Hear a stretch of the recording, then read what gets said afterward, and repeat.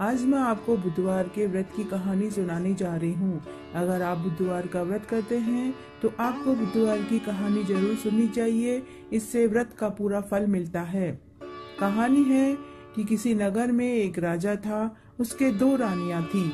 बड़ी रानी बहुत ही कुटिल स्वभाव की थी, बहुत ही गुस्सैल, लालची, स्वार्थी स्वभाव की थी। वो अपना मतलब सबसे पहले देखती थी।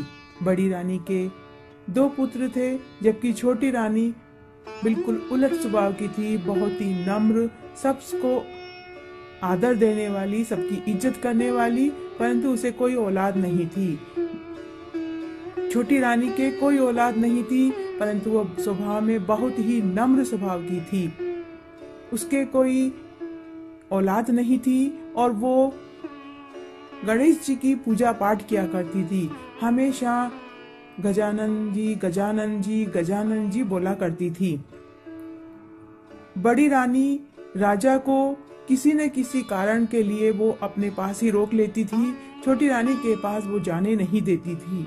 कभी वो कहती थी बच्चे की बुखार है, कभी किसी और वजह से वो राजा को अपने पास ही रोक लेती थी।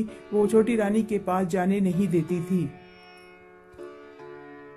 एक बार की बात है कि राजा अपने नगर से दूसरे शहर में जा रहे थे, तो उन्होंने बड़ी रानी से पूछा कि उन्हें दूसरे शहर से कुछ सामान मंगवाना है। तो बड़ी रानी ने बहुत लंबी चौड़ी लिस्ट दी और खाने की, पीने की, अपने बच्चों के लिए, खुद के लिए, सोने चांदी, कपड़े, गहने, सब कुछ उस लिस्ट में लिखकर दे दिया। जब राजा छोटी रानी के पास पहुंचे कि आपको भी नगर से कुछ मंगवाना है, तो छोटी रानी कुछ नहीं बोली, सिर्फ गजानन जी बोल रही थी। तब मंत्री ने कहा कि महाराज, छोटी रानी कभी कुछ अपने लिए नहीं मंगवाती है, तो क्यों नहीं हम उनके लिए गणेश जी की एक छोटी सी प्रतिमा आते समय ले आए। तब राजा ने कहा, हाँ मंत्री, आप याद रखना, मैं भूल जाऊं तो भी आप याद रखना। इस प्रकार राजा नगर को चले गए। जब वो वापस लौट रहे थे तो बड़ी रानी ने जो लिस्ट में सारा सामान दिया था वो तो राजा ने सब कुछ खरीद लिया, लेकिन छोटी रानी के लिए वो गणेश जी की प्रतिमा लेना भूल गए। अचानक से मंत्री को याद आया और उन्होंने राजा को याद दिलाया। राजा ने कहा, हम तो भूल ही गए हैं रानी के लिए प्रतिमा लाना। तभी अचानक उन्होंने देखा कि सड़क के किनारे एक मूर्ति बेचने वाला बैठा था। उसके पास सभी देवी देवताओं की मूर्ति थी। तब राजा ने मंत्री को आदेश दिया कि आप जाइए, वहां से एक सुंदर सी गणेश जी की प्रतिमा लेकर आ जाइए। तब मंत्री वहां पहुंचा और पीतल की बहुत सुंदर प्रतिमा जो गणेश जी की थी वो लेकर आ गए। इस प्रकार राजा अपने महल में आए और जो बड़ी रानी ने जो सारे सामान मंगवाए थे वो उनको दिए, और छोटी रानी ने जो गणेश जी की प्रतिमा मंगवाई थी, या उन्होंने तो नहीं मंगवाई थी, लेकिन जो राजा लेकर आए थे वो उन्होंने छोटी रानी को दे दी। छोटी रानी ने गणेश जी की प्रतिमा देखकर बहुत प्रसन्न हुई और उन्होंने उसे पूजा के स्थान पर स्थापित कर दिया। जैसे ही वो प्रतिमा राजमहल में आई, तब से ही महल में अच्छे अच्छे शुभ समाचार सुनने को मिल रहे थे। राजा के राज्य में एक पड़ोसी राज्य जो आक्रमण कर रहा था, कई वर्षों से राजा के जो सेना थे उस पड़ोसी राज्य से लड़ाई लड़ रहे थे, और अचानक से गणेश जी का आगमन होने और स्थापित करने से वहां से शुभ समाचार मिला कि राजा की जो सेना थी वो जीत गई है। पड़ोसी राज्य के जो राजा जो आक्रमण कर रहे थे वो हार गए हैं। सबसे पहले तो ये एक शुभ समाचार मिला। उसके बाद उस राजा के राज्य में पानी की बहुत कमी थी। अचानक से उनको समाचार मिला कि सारे जलाशय, तालाब, बावड़ी, कुएं सब पानी से भर गए हैं। पेड़ पौधे पर फूल और फल उग गए हैं और बहुत अच्छी फसल हुई है। 3 महीने बाद ही रानी को भी गर्भ ठहर गया। इस प्रकार से जब से गणेश जी को स्थापित किया है, तब से अलग अलग जगह से अच्छे अच्छे शुभ समाचार सुनने को मिल रहे थे। राजा भी बहुत खुश हुए छोटी रानी से। जब बड़ी रानी को पता चला कि छोटी रानी को गर्भ ठहर गया है, तो उसे तो काटो तो खून नहीं। अब वो सोच रही थी कि ये तो बहुत गलत हो गया है। जब से ये गणेश जी स्थापित हुए हैं तब से कुछ न कुछ अच्छा हो रहा है। तब बड़ी रानी ने अपनी दासी और बांदियों से कहकर छोटी रानी के यहाँ से गणेश जी की प्रतिमा को उठाकर लाने के लिए कहा।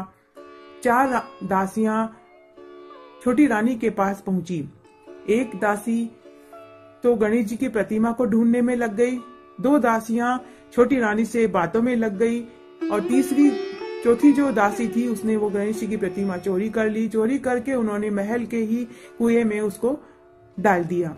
रातों रात ही वहां पर एक बहुत ही बड़ा सा पेड़ उग गया। उस पेड़ में एक बहुत ही सुंदर सोने का फूल, सिर्फ एक सोने का फूल उसमें उग गया। सुबह उठकर जब सबने देखा तो सब उस फूल को लेना चाह रहे थे। सबसे पहले दरबारी वहां पहुंचे तो वो फूल किसी के हाथ नहीं आया। फिर बड़ी रानी वहां आई, फिर राजा आए, सारे मंत्रियों को बुलवाया गया, किसी के भी हाथ में वो फूल नहीं आया। अचानक से सबने छोटी रानी के वहां न होने का बोला तो सब राजा ने छोटी रानी को बुलवाया। जैसे ही छोटी रानी वहां आई उसने अपनी झोली फैला दी और फूल अपने आप टूटकर छोटी रानी की झोली में आ गया और वो वापस से गणेश जी की प्रतिमा में बदल गया। राजा को बड़ा आश्चर्य हुआ कि ये वही प्रतिमा थी जो वो कल ही शहर से लेकर आए थे। तो उन्होंने रानी से पूछा कि ये प्रतिमा इस कुएं में किस प्रकार आई। तो छोटी रानी ने अनभिज्ञता जताई, बोला कि मुझे कुछ नहीं मालूम कि ये गजानन जी की प्रतिमा इस कुएं के अंदर कैसी आई। तब जो वो प्रतिमा थी गजानन जी की वो एक गणेश जी के रूप में प्रकट हो गई और साक्षात गणेश जी के रूप में प्रकट हो गए। उन्होंने कहा कि जिसने भी ये कार्य किया है या तो वह स्वयं बता दे, अन्यथा फिर हम बता देंगे। बड़ी रानी ने फिर भी नहीं बताई, लेकिन बड़ी रानी शर्म से झुकी जा रही थी। उसे अपनी गलती का एहसास था, लेकिन वह बोल नहीं पा रही थी।